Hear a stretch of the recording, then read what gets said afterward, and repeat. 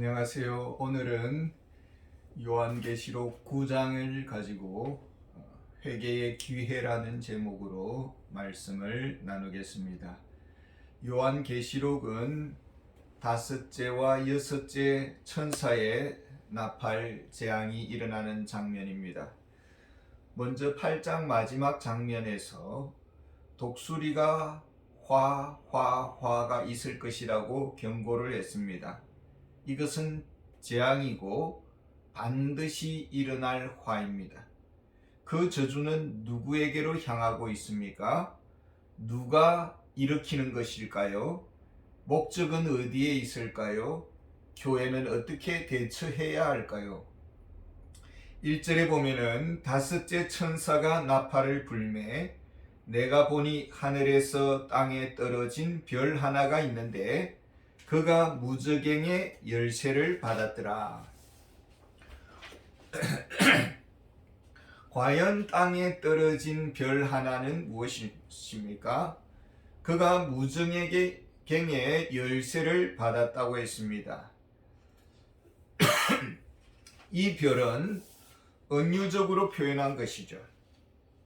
무저갱이라는 깊은 지옥 감옥에 갇혀있던 악의 존재를 알 수가 있습니다.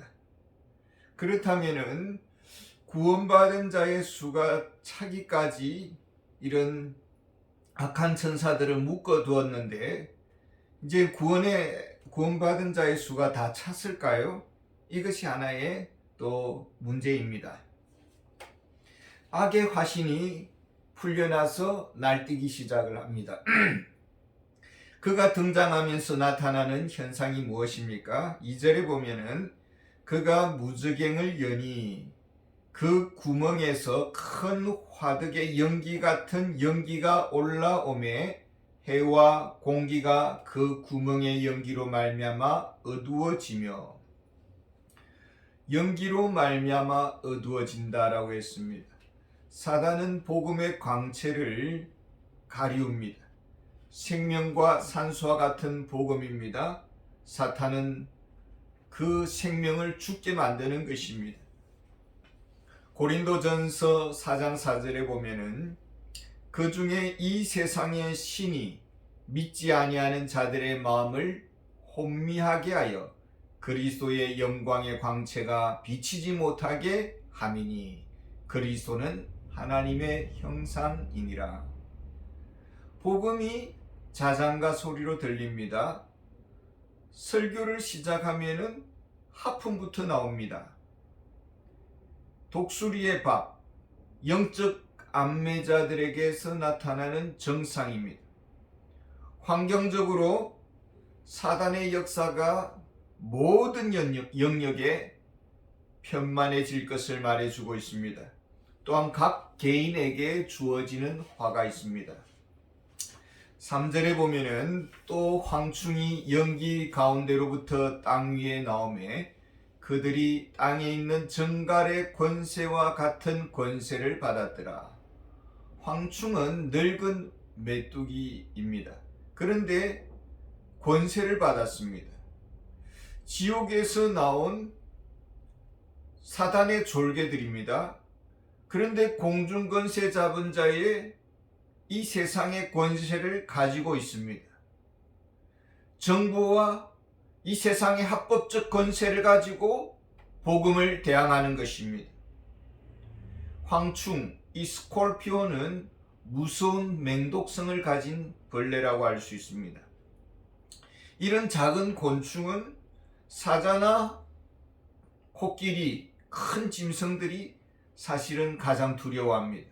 한번 독맛을 보면은 그 큰 사자가 벌벌 떨면서 죽고 집채 많은 코끼리가 주저앉습니다. 벌들이 떼거지로 달려오면은 큰 코끼리들은 무서워서 도망을 갑니다. 맹독을 가진 권세자들이 누구를 향해 공격을 합니까? 4절에 보면은 인침을 받지 아니하는 자들에게만 해하라 하시더라. 땅의 풀이나 푸른 것 각종 수목은 해하지 말고 이들은 무엇을 가리킵니까? 사탄이 아무리 죽이려고 해도 죽일 수가 없고 꺾으려고 해도 꺾여지지 않는 그런 존재가 있습니다. 이들은 바로 구원의 인침을 받은 자들입니다. 저들의 생각과 사상 속에는 무엇이 있었을까요? 요한계시록 5장에 보면은 찬양의 노래가 나오는데 두루마리를 가지시고 그 인봉을 떼기에 합당하시도다. 예수님을 가리키죠. 또 일찍이 죽임을 당하사 예수님을 가리킵니다. 각 족속과 방언과 백성과 나라 가운데에서 사람들을 피로 사서 하나님께 드리시고, 사람들을 피로 사서 하나님께 드리신 분은 예수님이시죠. 그러니까 이마에 하나님의 인침을 받은 자들은 예수님의 피로 구원받은 자들이요 예수의 피로 무장된 자들입니다. 요한계시록 12장 11절에 보면은 또 우리 형제들이 어린 양의 피와 자기들이 증언하는 말씀으로서 그를 이겼으니 그들은 죽기까지 자기들의 생명을 아끼지 아니하였도다. 이마에 구원의 인침을 받은 자들은 무엇을 믿었습니까? 자기 능력, 자기 철학, 자기 지식, 자기 경험을 믿지 않았습니다. 오직 예수의 피의 권세를 믿었고 예수님의 십자가의 능력을 의지했습니다. 그렇게 할 때 사탄은 한 길로 왔다가 7길로 도망갔습니다. 황충의 독침을 받아서 고통당하는 자들이 있습니다. 누구일까요? 이마에 하나님의 인침을 받지 아니하는 자들. 저들은 무엇을 의지했습니까? 왜 그렇게 많은 괴롭힘을 당했습니까? 5절에 보면은 정갈이 사람을 쏠 때에 괴롭게 함과 같더라. 정갈의 독침이 사람을 향했는데 어느 정도의 고통이 임할까요? 6절에 보면은 죽음이 그들을 피하리로다. 죽고 싶지만은 죽지도 못하고 고통을 당하는 것입니다. 출애굽 당시입니다. 이스라엘 백성들이 애굽에서 나와서 광야에 머물 때입니다. 은혜로 받은 자유, 황홀한 미래에 대해서 감격해야 될 시간이고 찬양해야 될 시간인데 목구멍이 포도청이라 밥그릇 가지고 하나님 앞에 불평원망했습니다. 이때 하나님께서 불뱀을 보내셔서 사람들이 모두 죽어갔습니다. 그리고 모세의 중보 기도로 살아나게 됩니다. 복음을 믿지 않는 자들은 사단의 정죄의 독심을 받고 괴로워하고 아파하고 죽고 싶습니다. 너무나 괴로워서. 그러나 죽지를 못합니다. 죽지 못해 살고 있습니다. 죽고 싶어도 죽지 않습니다. 지옥의 고통을 이 세상에서 미리 경험을 하는 것입니다. 사람이 고통의 강도가 높고 그 높은 고통의 강도가 길어지면 길어질수록 어떻게 됩니까? 우리나라 일제강점기 때에 고통을 당했습니다. 세월이 지나도 해방의 앞길은 보여지지 아니할 때 사람들은 절망했고 낙심했습니다. 한숨만 지었습니다. 그리고 꺾여버립니다. 정신질병을 가지게 되고 우울증에 걸리게 됩니다. 사람들이 이상해지기 시작하는 것입니다. 복음을 외면했습니다. 20절, 21절에 보면은 회개하지 아니했다고 했습니다. 그 내면 속에 무엇이 있었길래 회개하지 아니했습니까? 살인, 복술, 음행, 도둑질이 있었습니다. 한이 맺혔습니다. 그러나 그 한을 하나님의 사랑으로 용서하고 풀지를 않았습니다. 어떤 문제에 부딪히면은 하나님께 나오지 아니했습니다. 자기만의 믿는 구석을 믿었고 자기만의 믿는 방법을 취했습니다. 그리고 복음을 거부했습니다. 욕망에 매였습니다. 한번 정욕의 뱀꼬리에 묶이면은 풀려나오지를 못합니다. 나쁜 관계 줄에 얽히면은 스스로 헤어나오지를 못하는 것입니다. 그렇게 되면 어떻게 됩니까? 가정이 파탄나고 인생이 절단나고 관계가 무너지게 되는 것입니다. 19절에 보면은 이 말들의 힘은 입과 꼬리에 있으니 꼬리는 뱀 같고 또 꼬리에 머리가 있어 이것으로 해하더라. 뱀은 꼬리로 적을 지압을 합니다. 빠져나갈 수 없도록 칭칭 감아버리는 것이죠. 우리가 정욕의 뱀꼬리에 묶이게 되면은 맥을 못 추게 되는 것입니다.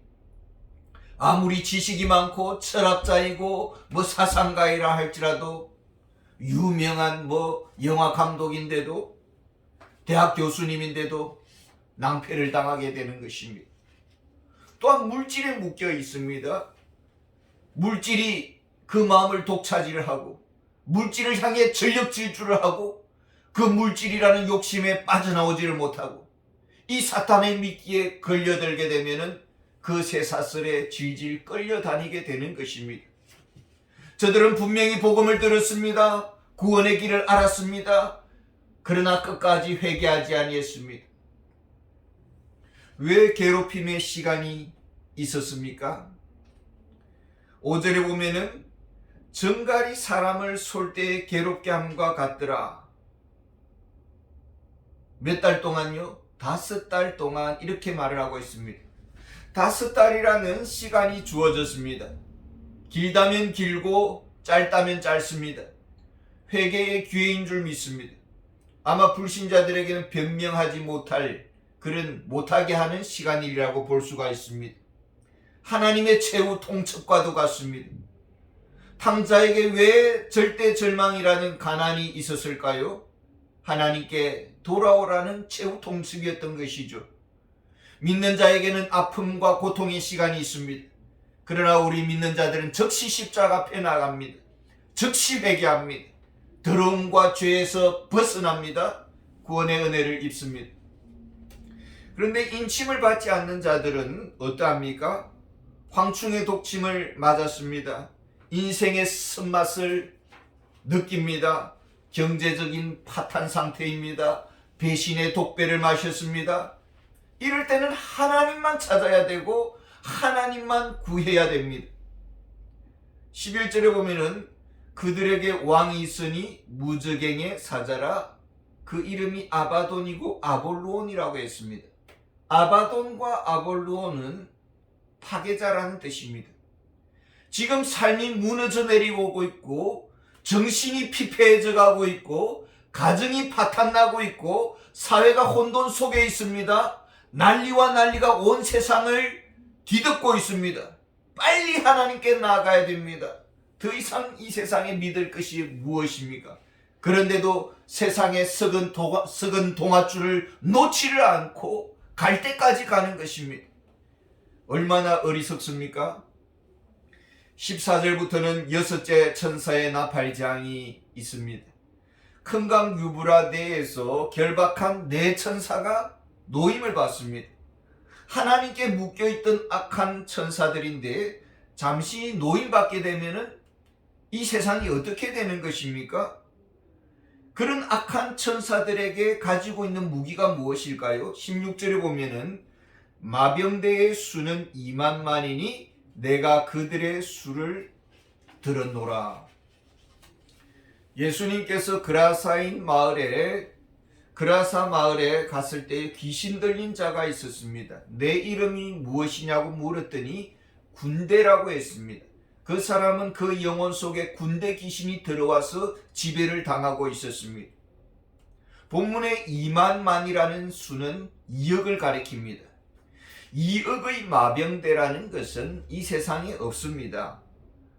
지금 말 타고 다니는 사람들이 어디에 있습니까? 영적 세계에서는 몸속에 군대 귀신이 들어올 수가 있습니다.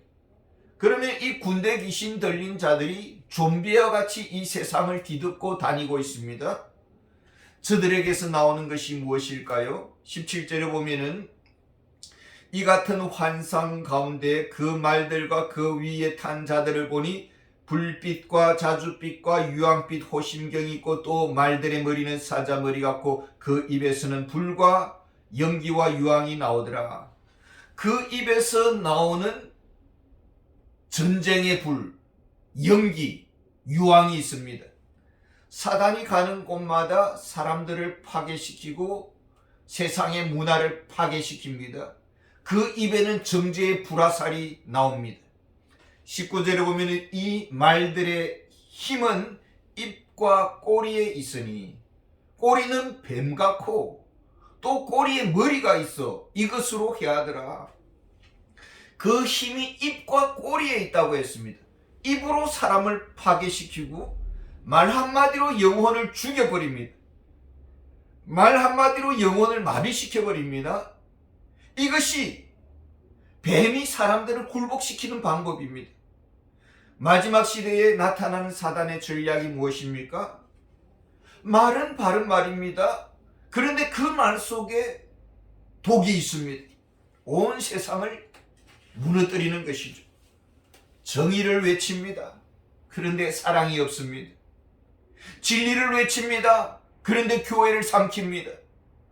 사탄이 온 세상을 복음의 빛을 가리게 만들고 전도의 문을 막아버립니다.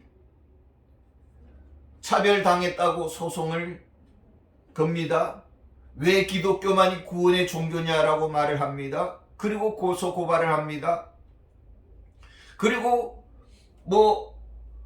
아동 학대, 아동 성범죄 범죄자들도 소송을 겁니다. 나는 이런 성적 취향을 가지고 있다. 왜 차별하느냐라는 것이죠. 서로 차별당했다고 고소고발합니다.